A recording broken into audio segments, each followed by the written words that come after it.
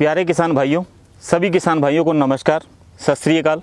मेरा नाम लोकेश अग्रवाल है और मैं एफएमसी कंपनी में क्षेत्रीय विपणन प्रबंधक के रूप में पंजाब में काम करता हूं। नमस्कार, खम्मा गनी गनी। मेरा नाम मनीष कुमार अरोड़ा है और मैं हरियाणा में एफएमसी कंपनी में क्षेत्रीय विक्रय प्रबंधक के तौर पर काम करता हूं। आज हम यहां पे किसान कपास में कीट प्रबंधन की चर्चा करेंगे और एफएमसी के क्या उत्पाद उसकी रोकथाम के लिए उपलब्ध हैं उनके बारे में हम चर्चा करेंगे। तो सबसे पहले मैं आपको एफएमसी कंपनी के बारे में बताना चाहता हूं। एफएमसी कंपनी एक युवा कंपनी है, 136 सालों से ये काम कर रही है। विश्व की 5वीं सबसे बड़ी कंपनी है, भारत की दूसरे नंबर की सबसे बड़ी कंपनी है और 7000 से ज़्यादा कर्मचारी हैं। 26 उत्पादन और विनिर्माण सुविधाएं हैं, 23 अनुसंधान केंद्र हैं और 30,000 करोड़ से ज़्यादा का कारोबार है और करीब 2500 करोड़ अनुसंधान के क्षेत्र में खर्चा किया जाता है और 2018 में सबसे बेहतर एग्रो अवार्ड से सम्मानित किया गया है। आज का हमारा विषय है कपास में कीट प्रबंधन और हमारे साथ हैं डॉक्टर मनीष जी। तो मैं डॉक्टर मनीष जी से निवेदन करूंगा कि वो हमारे किसान भाइयों को कपास में आने वाले मुख्य कीटों के बारे में बताएं और उससे होने वाले नुकसान के बारे में भी बताएं। धन्यवाद लोकेश जी। मैं सभी किसान भाइयों का इस कपास की चर्चा में स्वागत करता हूं। कपास की फसल में लगने वाली कीटों को 2 भागों में वर्गीकृत किया गया है। पहला, चूसक कीटों की श्रेणी में। इस श्रेणी में सफ़ेद मच्छर, हरा तेला, माहू व थ्रिप्स मुख्य रूप से आते हैं। दूसरा, चबाने वाले कीटों की श्रेणी में। इस श्रेणी में विभिन्न प्रकार की इल्लियाँ, धाब्बेदार सुंडी, तंबाकू सुंडी और अमेरिकन सुंडी आते हैं। धन्यवाद डॉक्टर साहब। तो जैसा डॉक्टर साहब ने बताया कीटों के बारे में, अब मैं गुजारिश करूंगा डॉक्टर साहब से कि इनसे क्या नुकसान होता है और क्या हमारे पास में एफएमसी के पास में इनके लिए समाधान उपलब्ध है, उसके बारे में भी किसान भाइयों को बताएं। सबसे पहले मैं बात करता हूं एफएमसी बेनिविया की। बेनिविया एक अंतर्प्रवाही कीटनाशक है जिसमें साइजापियर ने शक्ति प्रदान की है, जो कि कीटों की मांसपेशियों को बाधित करता है, जिससे कीटों को लकवा मार जाता है। एफएमसी बेनिविया की यहाँ मैं 4 विशेषताएं बताना चाहूँगा।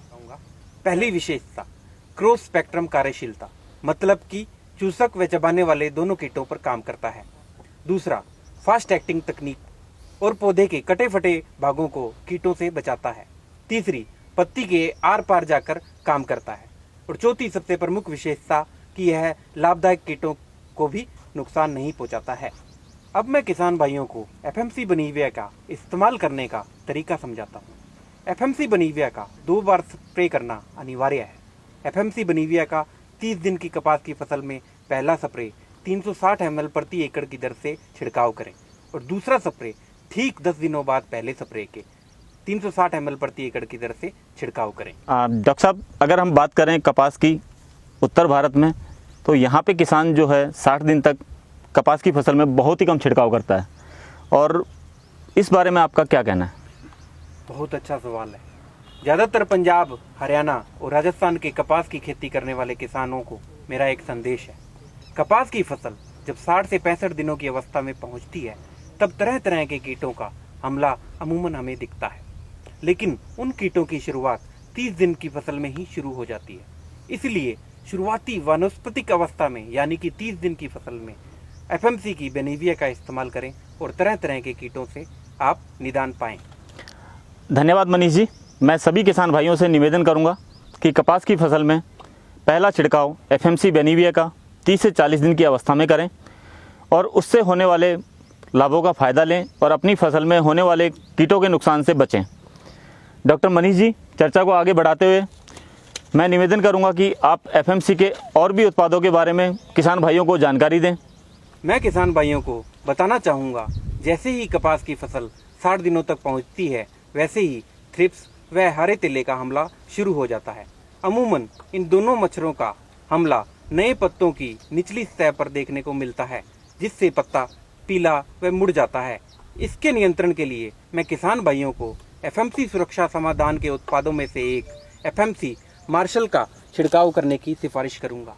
किसान भाइयों, याद रखें कि मार्शल का जब भी आप उपयोग करें 500 मिलीलीटर प्रति एकड़ की दर से छिड़काव का उपयोग में इस्तेमाल करें।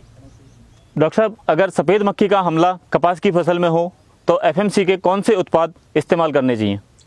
किसान भाइयों, सफ़ेद मक्खी इसका नियंत्रण बहुत ही ध्यानपूर्वक सोच समझकर व होशियारी से करना चाहिए। डॉक्टर साहब, होशियारी और समझदारी से मतलब? इसे समझने के लिए किसान भाइयों, सफ़ेद मक्खी के जीवन चक्र के बारे में मैं आपको बताना चाहूँगा। सफ़ेद मक्खी के जीवन चक्र की 4 मुख्य अवस्थाएं। पहली अवस्था वयस्क अवस्था, दूसरी अवस्था अंडा अवस्था, तीसरी अवस्था निम्फ अवस्था और चौथी अवस्था प्यूपा अवस्था। इन सबसे खतरनाक अवस्था है निम्फ अवस्था। और इन सभी अवस्थाओं को शुरुआत कपास के पुराने पत्तों के निचली सतह पर देखने को मिलती है।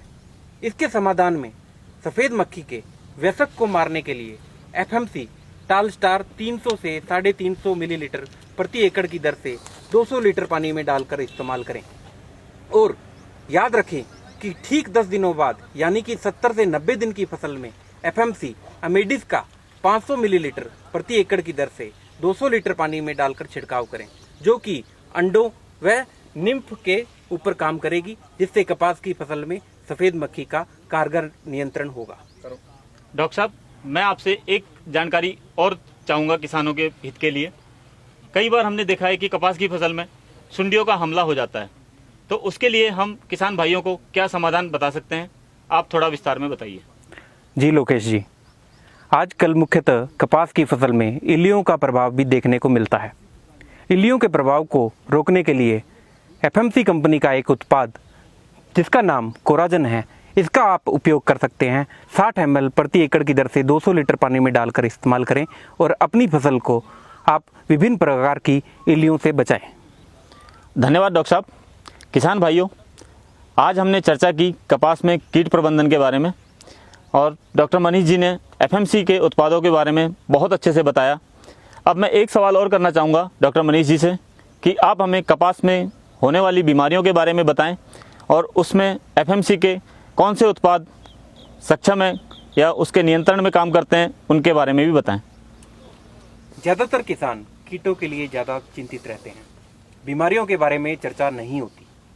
मैं कपास की खेती करने वाले किसान भाइयों को बताना चाहूँगा कि फूल बनने की अवस्था यानी कि 60 दिन की अवस्था में और टिंडे निर्माण की अवस्था में यानी कि 75 से 90 दिन की अवस्था में अगर आपको धब्बेदार पत्ते और पत्ते सड़न रोग जैसी बीमारी देखने को मिल रही है, तो वहाँ एफएमसी गजैको का 120 ग्राम प्रति एकड़ की दर से 200 लीटर पानी डालकर इस्तेमाल करें। धन्यवाद मनीष जी। अब हम पृथ्वी गोदारा जी को आमंत्रित करेंगे, जिनके खेत में एफएमसी बेनिविया का डेमो लगा हुआ है। वह अपना अनुभव साझा करें बेनिविया के बारे में। नमस्कार पृथ्वी गोदारा जी। नमस्कार जी। आपका स्वागत है। नमस्कार जी। सब किसान भाइयों को मेरे राम राम। मेरा नाम पृथ्वी सिंह गोदारा, सुनोब रामलाल जी गोदारा, गांव मैनपुरिया, तहसील रानिया, जिला सिरसा का रहने वाला हूँ। मैंने डॉक्टरों के कहने से एफएमसी कंपनी की बेनिविया दवाई का खेत में ट्रायल लगवाया था, तो वो देखने में फसल बहुत बढ़िया है, हरी भरी है, उसमें बीमारी कम है, हाइट भी ज़्यादा है और फूलगुडी भी ज़्यादा आए हैं। तो इसलिए मैं चाहता हूँ भी सारे किसान भाई बेनिविया का इस्तेमाल करें। मैं 16 एकड़ का ज़मींदार हूँ। मैं किसान भाइयों से निवेदन करता हूँ कि अपने नरमे की फसल में एक बार वो एफएमसी का बेनिविया का ज़रूर इस्तेमाल कर देखें और अपनी फसल को कीटों से बचाए और हरी भरी बनाए और अच्छा उपज पाएँ। जय हिंद। धन्यवाद गोदारा जी। अब मैं किसान भाइयों को कीटनाशकों के रखरखाव और इस्तेमाल संबंधी जिम्मेदारी की 7 अच्छी आदतों के बारे में बताना चाहूँगा। सबसे पहले अगर हम बात करें, केवल कीटनाशकों का, पंजीकृत कीटनाशकों का उपयोग करें और दिशा निर्देश लेबल पढ़ें, निर्देशों का पालन करें। कीटनाशकों का वहन सावधानी से करें। लोगों, खाद्य पदार्थ और पशु से हमेशा दूरी बनाए रखें। कीटनाशकों को उनके मूल कंटेनर में सुरक्षित रूप से स्टोर करें। स्प्रे उपकरण का उचित ख्याल रखें और सही नोजल का उपयोग करें। उपयुक्त व्यक्तिगत सुरक्षा उपकरण हमेशा पहनें, जैसे आज हमारे बीच में किसान भाई ने पहना हुआ है। अगर आप देखोगे तो उन्होंने अपने शरीर को पूरी तरीके से ढका हुआ है, नाक भी ढकी हुई है, आंखों पे चश्मा लगाया हुआ है, जिससे कि अगर कीटनाशक उपयोग करते समय थोड़ा बहुत उड़ता भी है तो भी उनकी आंखों में और मुंह में जाने से बच सके। हाथों में दस्ताने पहने हुए हैं ताकि अपने हाथ भी हम सुरक्षित रख सकें। खाली कंटेनर को 3 बार धोएं और निर्देशानुसार नष्ट कर दें। कीटनाशकों के उपयोग के दौरान व्यक्तिगत सुरक्षा तथा स्वच्छता का हमेशा विशेष ध्यान रखें। मैं धन्यवाद करूंगा डॉक्टर मनीष जी का, जिन्होंने आज हमें कपास की फसल में कीट प्रबंधन के बारे में बहुत महत्वपूर्ण जानकारी दी। और धन्यवाद करूंगा हमारे सभी किसान भाइयों का, जिन्होंने इस कपास की चर्चा में भाग लिया। तो आप सभी का एफएमसी की ओर से धन्यवाद।